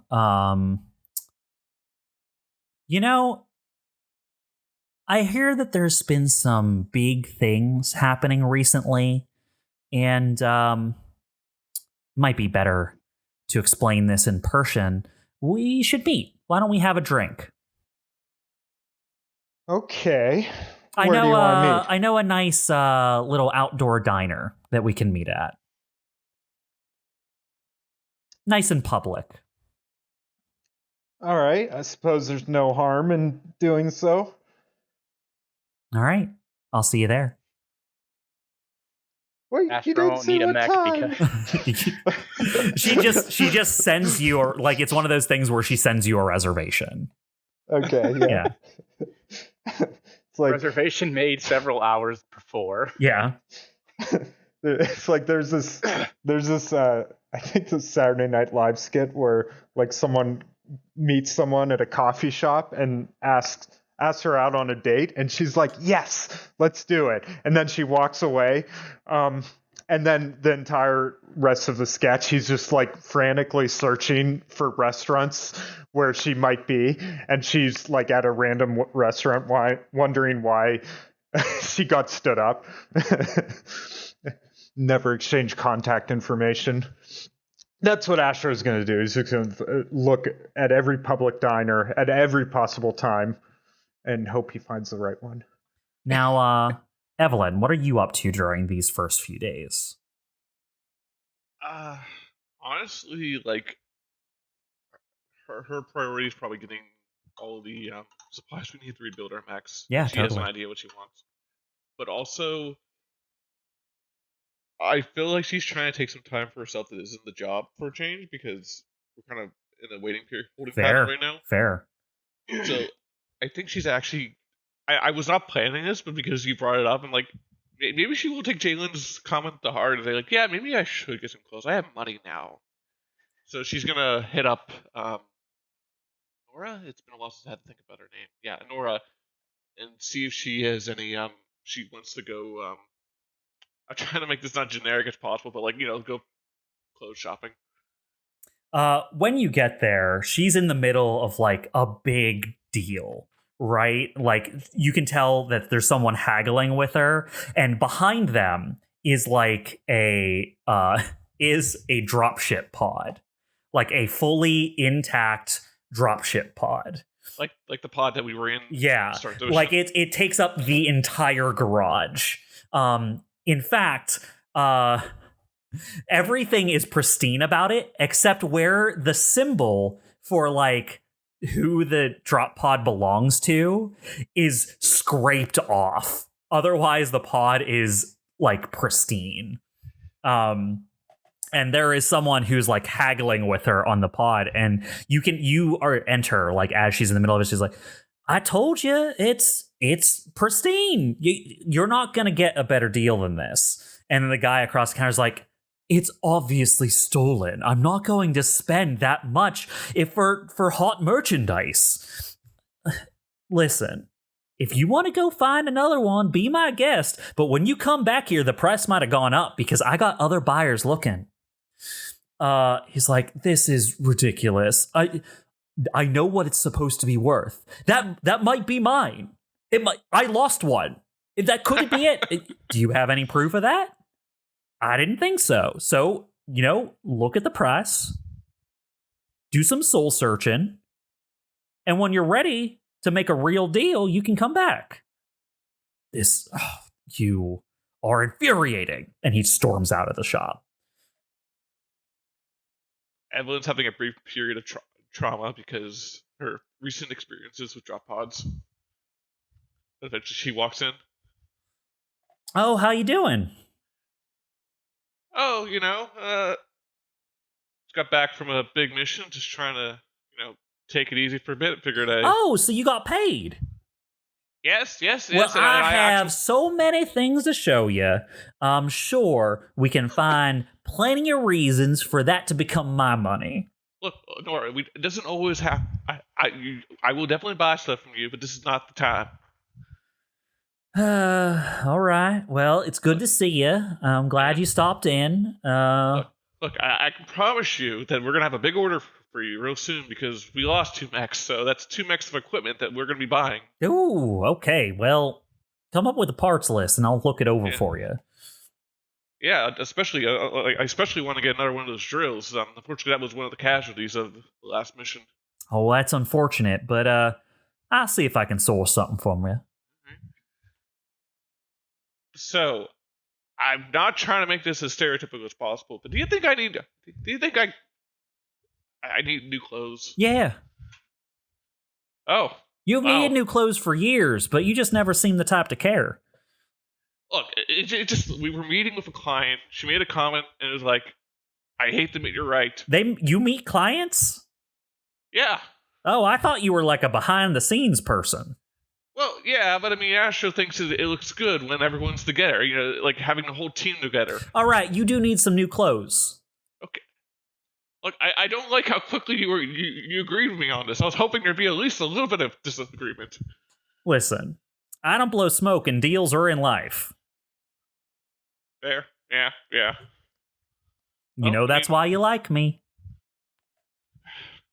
Yeah, and also because you can actually keep it while drinking. Yeah, I'm so skilled. I just imagine she's like doing some weird trick with her robotic arm now. Of course. Something that'd be inhumanly possible. Oh, yeah. It's like picks up the papers that she was like dealing with the guy with, and like without the rest of her arm moving, the robotic part of her arm picks up the papers, like puts it under the table, files it away like perfectly in a stack of papers, perfectly inserts it to the stack of papers, and then comes back up onto the table without the rest of her body moving. All right, I gotta admit that was impressive. She nods. So, I'll just take a look at the drop pod. Like, you got to deal with this at all, or you got maybe to make some time later? Oh, sure. Yeah. Also, is this actually stolen? She looks around to see if there's anyone else in the shop. I can't say for certain it isn't stolen. I didn't hear anything. Yeah. I didn't tell you anything. All right, then. All right, well, let's go. I'm gonna, wait right here. I'll be right back. She goes to grab like the keys for the shop and like her jacket, and she throws on her jacket and she's like, "I didn't have any more meetings today anyway. I'll just close up the shop. Let's go now." All right, let's go. All right, yeah, the two of you head out. You guys can. She knows the place from living here far better than you, so she'll make some recommendations for you as you go out as well. So you guys will go out and do this for a little while. In the future, doesn't have to be anytime soon, Chuck, but I would like you to have like a description of like what kind of things you got, because that would be nice. I had a few thoughts. I was sort of thinking this out as everyone else was doing their downtime. It's like, I would imagine it's probably like, honestly, the thing that kept coming to mind was like Firefly type clothes. Okay. Like a nice pair of slacks, overalls. Like, Evelyn is definitely not the one to wear feminine clothes, and I don't plan on ever changing that. But I was just thinking, like, some nice, I don't say gender neutral, or just like real casual, like.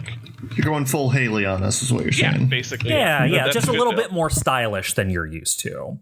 Yeah, totally. You mix in some jackets with some nice pants and undershirts for like when you're not working, you're just going out to a dinner and stuff like that. You know? That's a good way of putting it. Yeah. But yeah, you spend some time doing that for sure. We'll come back to you because you'll have more stuff happening while you're out. Orion, what are you doing? Dyne, what are you doing for these first few days? Well, we previously established that my contact Tor was on planet, correct? That's right. He does have his base here. I would like to go see him. I have some things to talk to him about.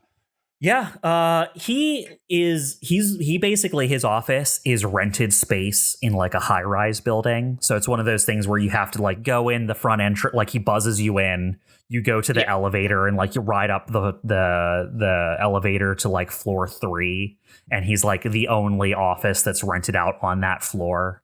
But yeah, you get up to his office, there's like a little it's one of those ones where it's like the glass on the door has his name on the glass, and it's like privacy glass.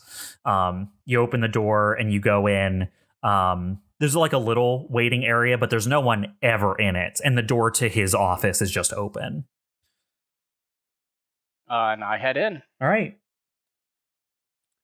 Oh, Dyne. Nice to see you. What's going on? Well, I'd be wondering if you would be interested in an information trade. Always interested in information, and I got some. Yeah, what are you looking for? Well, in our previous mission, we ran into some, how should I say, highly experimental Corsec tech. As in, he like starts nodding. I've never seen a mech teleport. All right. I was wondering if you could get me some more information on that. All right, so that's some sensational language you're using. I like to be a little bit more specific. What do you mean teleport? I'll describe what we saw.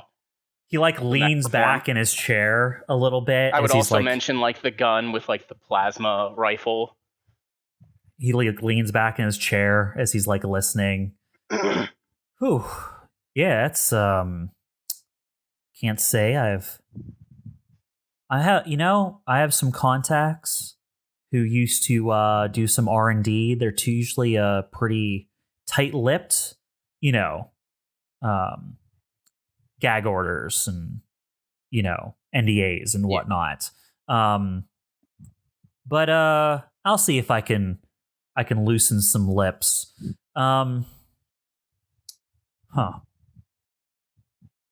I mean, everyone always jokes about how the military has,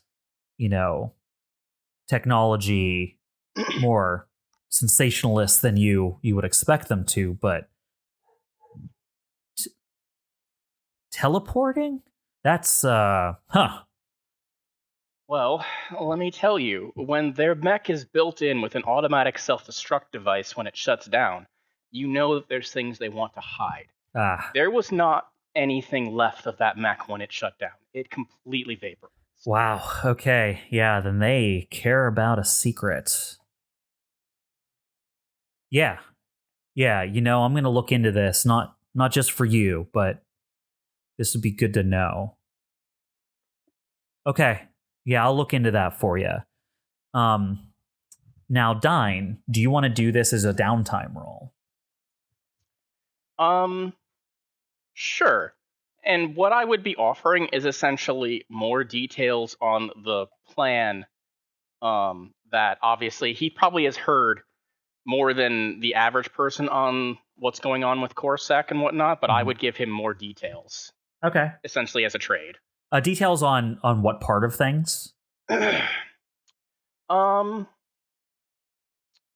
I would give him details on what they were trying to steal and whether or not the operation was successful. Okay. Yeah, he's interested to find out. Like he intimates to you that like he's heard there's some hubbub out there going on right now, and some people are people are making moves that don't have context, and he would like that context.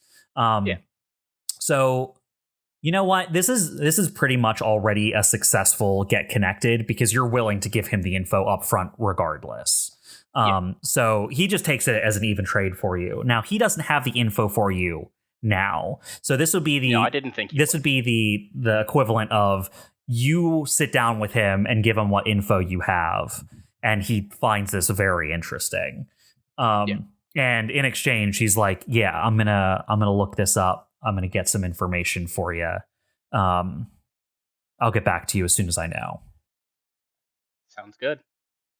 All right, let me write this down so I remember. Tar. Experimental. Corsac. Because Dyne wants to potentially use this as a way for future upgrades for the mechs. Oh yeah, that makes sense. So what he can learn could potentially help us down the road. Yeah, that makes sense. Yeah, it's a good avenue for resource. Yeah, he's gonna check his contacts for like, maybe there's some people who were looking to hide their identities and go into hiding after they left R&D or something like that. So he tells you he's gonna try and get some info for you. Yeah. So sounds good. During these first couple of days here, Rock, as you're heading back from Jacob's place, Evelene, as you're out, shopping with your friends, Dyne, while you're still in the office, kind of discussing what went down, and Astro, as you are puzzling over the reservations that have been made for you, something happens, which is all connections to the the Cygnus State network all go down. Any contact or communication or any searching of the internet networks that exists no longer have access to anything other than local connections.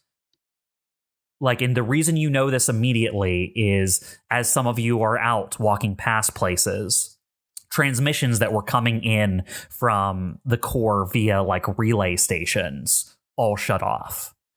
You would be walking past places that have radio news things or televisions showing channels all go quiet. Any of you who are on a personal terminal that normally has access to the larger network, they all lose access. Huh. That's ominous. As everyone is puzzling over this, it takes a few minutes for people to start to notice. People start gathering up and almost spectacle wise or all these things have shut off, and people start gathering around to be why did is your my terminal's off, is yours? And everyone starts kind of gathering together, and it's a little bit of a weird happening. Can I have connections to everyone else though? Yes. Locally? Local connections all still work. Okay. Can I message everyone and say, if you're not on it, get back to the ship right now? What's up? I'm not sure, but I'm concerned. Torsay, who's on the connection too, will chime in. I was just about to ask you guys, all of our systems, even the timetable for the opening of the gates, all went down. Are you on the ship? Yeah, I'm in the cockpit right now. Can you pick up anything in orbit or coming towards the planet? I'll check. No, nothing that I can tell. This outage is station wide. Yes. It's planet wide, as far as you can tell. Okay, planet wide. Yeah. When is my meetup with Buzz? In a couple of days. Okay. Yeah, I would say head 2 back days from now, COMET. Okay. I'll head back to the ship. Actually, can I contact her again? Oh yeah, she's Since I on. know- She's know on. she was She's on on planet. local. You can try to contact her again. Yeah, I'll try to contact her again, and You get the equivalent of her voicemail. all right. You can leave a recorded message for her, but she's flagged herself as unavailable for live chat. I'm not gonna leave a message. Okay. Why do I have a bad feeling that she has something to do with this? And all of you make your way back to the DBC? Yeah. Okay. Yeah. As you all gather up in the DBC, Curry must have been informed by Torsay as well, because he's in the cockpit before you guys even get back. And he like turns and sees you all come in, and he just like shrugs at you all. Like Curry has no idea what's going on either, obviously. I imagine you gather in the cockpit for this? Yeah. Mm-hmm. Okay. Torsay is just like, yeah, I mean, she pulls up some things on like the main screens, here in the command area.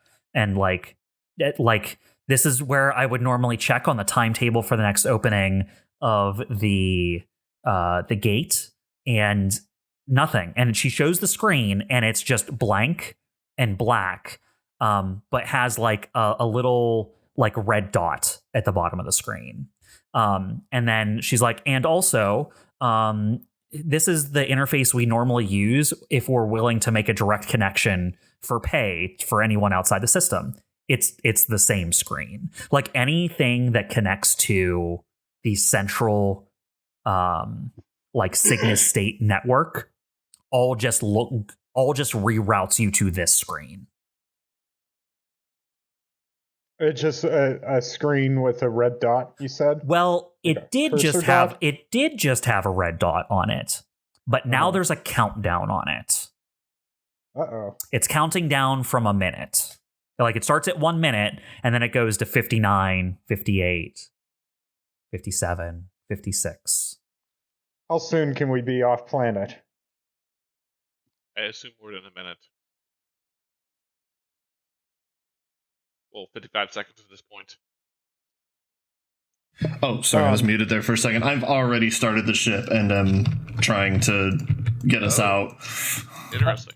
As you get into your ship and start to like load things up, you start getting calls from like the local tower or whatever, like the local spaceport tower, being like, Berth 18, we see you're firing up engines. The spaceport is on lock right now. We don't know what's going on. We can't get any signals from outside, so it's unsafe to lift off right now. You telling me I can't?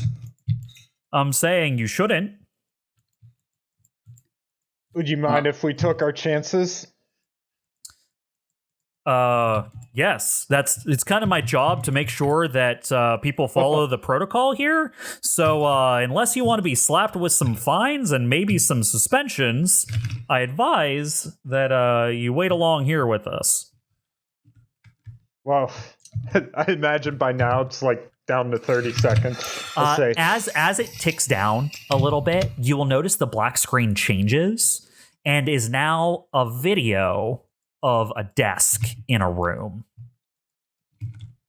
I'll say to Rock, it's not like we could get too far anyway. Keep the engines warmed up. We'll try to take off here if we need to. But I guess let's just see what happens here. All right. As the timer ticks down, the room with a very official-looking desk in it comes into focus.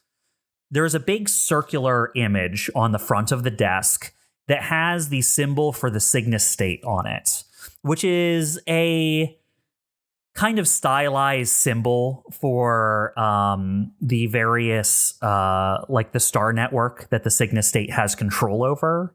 It almost looks like a constellation, surrounded by like a banner that says the Cygnus state, is kind of emblazoned on the front of the desk as a big round emblem.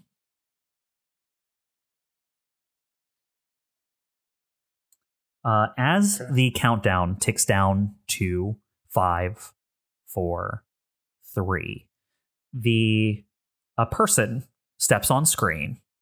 The person who steps on screen is immediately recognizable to all 4 of you, even though they've never come up in this campaign before. And I'll tell you why in a second. There is the person who comes onto the screen and pulls out the chair, sits very seriously at the desk, and then she pulls her fingers up in front of her and steeples her fingers together. None of you, most people, have never interacted with this person, but it's hard not to know Leftique. She is the first minister of state of the Cygnus state. She is your equivalent of the highest ranked political leader in the Cygnus state. This is like an address from the president. Okay. Very official. Her face is stern. Her fingers are lightly steepled in front of her. And all of a sudden, all the screens, as the timer hits 0, all the screens that have this information in this video start transmitting extra info to every screen that's receiving it. It is reports. It is like, because these are all things that connect to the Cygnus state network, it's like all of these things are opening up like special permission access to specific pieces of information. It's the equivalent of being on like an intranet instead of an internet, right? It's like, as you're watching this, everyone who's watching it is getting access to only specific things all at the same time. And as they start to open, they are pictures and news reports and various sensationalized headlines that have all been halted, you notice. Some of these were slated to come out yesterday, but never did, at least as far as you know. And all of them look kind of scary. One of them is footage of a large capital ship, like the one that you helped steal, but different. You know that the one you helped steal was, not complete. It was still being built. This is like a full capital ship, like bombarding a civilian population center on a planet. And as the first minister allows some time for everyone to like look through the various data you're receiving, she starts to speak. 1 week ago, armed insurgents attacked and massacred the workers aboard a state Corsac shipyard. As information about that appears. Interestingly, for those of you in this cockpit, this does not match the tactical reports that you had while you were there, while this was happening. It's a little bit different in some ways and shows a force basically bombing a shipyard full of civilian operators until it crashed into a planet and exploded. Yesterday, we received this footage from the Gantellery sector, and she motions as another video is pulled up, and it is the video that you saw of this giant capital ship bombarding a civilian center. This brutal attack and this senseless violence deserves nothing but immediate justice. As more information starts to appear going along with these headlines about people reporting on who could have this been, who did this, calls for like blood and justice coming up in these various core-centered headlines. We will spare no expense to hunt down those responsible. As of today, we are granting emergency action powers to CorSec to seek out these traitors to the state. Chief Officer Grant will be making an announcement shortly on how they plan to do this.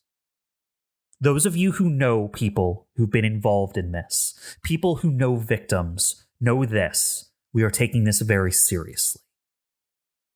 I suggest everyone take care of their loved ones, keep safe, and know that we are always here for you. The screen shuts off and pulls back up to another scene. There is a walrus-looking man with a bald head, gray mustache, standing behind a podium in like a large, lush garden. It must be somewhere in the core worlds. News doesn't get to the outer sector from the core worlds very quickly. This is a bit of an aberration. Behind him are a line of very important people wearing crisp uniforms. And in front of him is an audience of all the major press and corp media representatives that you would normally see at one of these press conferences. He starts going on about insurgents and talking about, he actually name drops the Astro Uprising, naming them as dangerous extremists. He introduces a new force that he is forming, a special investigation fleet that will have all the powers granted to them by the Cygnus state to take whatever measures they deem necessary to secure the security of the core worlds. It drones on, and there's a back and forth between various reporters and the commanding officer of the CorSec forces. And eventually, he has decided to introduce everyone to the new commander of this special investigations fleet. He calls one of the people who's been waiting off the side of the podium to come up. He introduces him as someone who's proven himself against the dangerous rebels for over a decade, has a history of exemplary service, and has been newly promoted to Inquest Admiral Frank Winchester. As a very serious-looking man in a very crisp uniform, you can tell newly pressed for this event, steps up, takes the podium from Commanding Officer Grant. He introduces himself. He tells everyone that his fleet is going to be patrolling the outer sectors, where he believes people like this are hiding. He tries to assuage fears the reporters have of the fuel crisis, of the reports of violence they're hearing from the outer states, and assures them he is taking this very seriously, and his fleet will be deploying in but days. Things go back and forth for a while, various questions and answers for this meeting.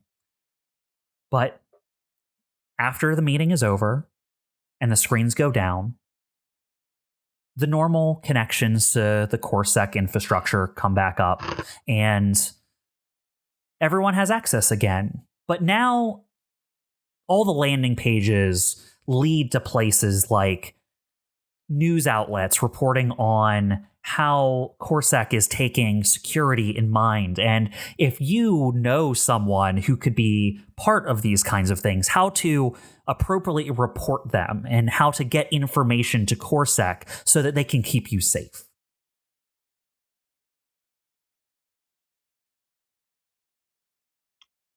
All right. Evelene will motion to Roth. Like, you don't like that guy, right?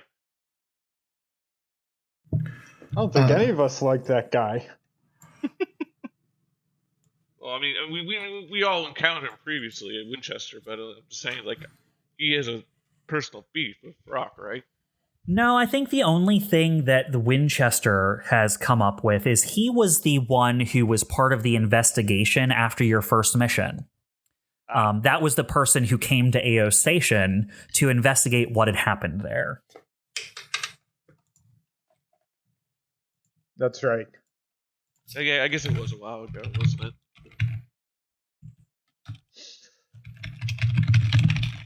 Torsay just lets out like a held breath and is like, that's extreme.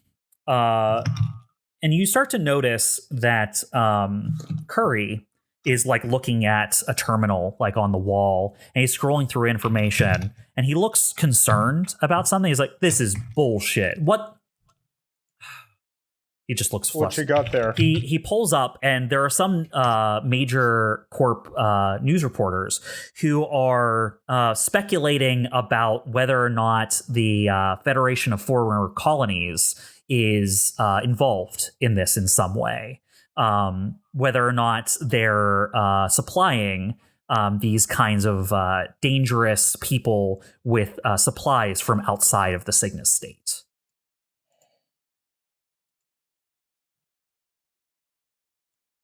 This was the former colonies. Yes, it is the other. You don't interact with them much because you're deeply within the Cygnus state. The Federation of Former Colonies is probably the other big political actor. Hundreds of years before any of you were born, there was a civil war, more of a rebellion, really, where a bunch of former colonies all rose up against the Cygnus state, wanting basically independence, and broke away. There was a battle. The war raged over maybe 20 years. But now the FFC is, if not equal to the Cygnus state, large enough that the Cygnus state could not just make demands of them without suffering repercussions. Right. That's not good. If they're trying to investigate the FFC, could lead to open war. There's no way. This is ridiculous. You guys think we were going to capture a capital ship and not have war? Well, I mean, I knew there was going to be some sort of value. It seems like either we're not entirely in the light of what actually happened, or they're taking advantage of the situation to pursue their own agenda, if you ask me. That sounds like corpse to me.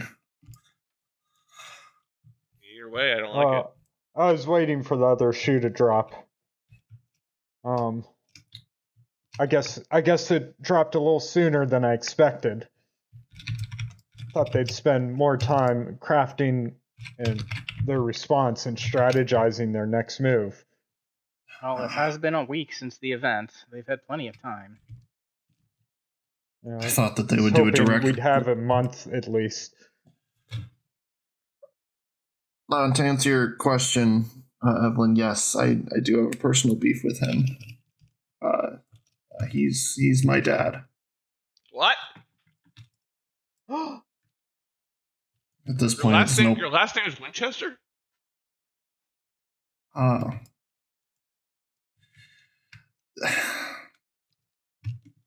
Torsay looks shocked. She's just been shocked into silence. I'm gonna dig up some footage of his face and just do a face-to-face comparison, see if there's any familiar resemblance. You didn't think to tell us that? I've been spending a lot of time not thinking about and going over that. I joined a rebel group against him, so it just, it didn't seem like something that needed to be said, but this feels a bit different. Well, I have to say you did a good job clearing your background. That did not come up in any of my background checks when I hired you. Wait, you did background checks? Yeah, I do background checks for everyone. You just showed up and offered me a job. Your background was really easy to look through. Your background was you spent 30 years on the same planet doing the same thing. It was a very quick background check. Yeah, fair. Astro just like runs the equivalent of like some kind of like internet service that runs a background check on people. Not really comprehensive. Yeah, no, it definitely would not have brought up anything about this. Well, it's a long story. I don't know that where I came from is that relevant at this moment, but yes, I am related to him. All that matters is, do you care if we punch him? No. Then no. We're good. Okay. Well,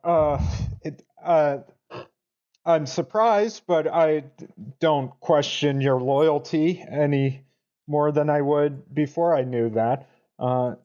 We've worked together for a long time now. I trust you, and I think perhaps your relationship with him could be used to our advantage, don't you think? I don't see how, but does he care if we punch you? That's the question. He would have put a bullet in my head if he could have gotten away with it sooner. All right. That's horrible. Yeah, I suppose. I mean, I would have done the same to him at this point, but I mean, you know, we all have quirky families, right? Dyne will just nod. Torsay looks around, like, not trying to be noticed. Yeah, I mean, who among us isn't related to the Supreme Commander of... No, he is the Inquest Admiral for the newly created Special Investigation Fleet that is being given emergency powers by the state. It's completely different, you know? You have to be precise here. Yeah, you're right. That's a mouthful. Oh, but you don't tell anyone that, by the way? Doesn't change anything. Yeah, I don't know. Family's what you make, not what you're given anyway. Doesn't change anything. Like I said, if anything, you could probably offer some insight into how he thinks, how he acts, what his next move might be. Oh, you might have the wrong opinion or idea of what happened and how close I am to him. Well, surely you must know something about how his mind works. I mean, I can go over records of battles that he's led in. I've only had one conversation with the man. Did it go well? Guessing no. Well, listen, Rock, you don't have to divulge any more than you need to. Like I said, this doesn't change anything. We'll continue on as we were before. Yeah. Nothing's changed. So I'll just look over at the screen again.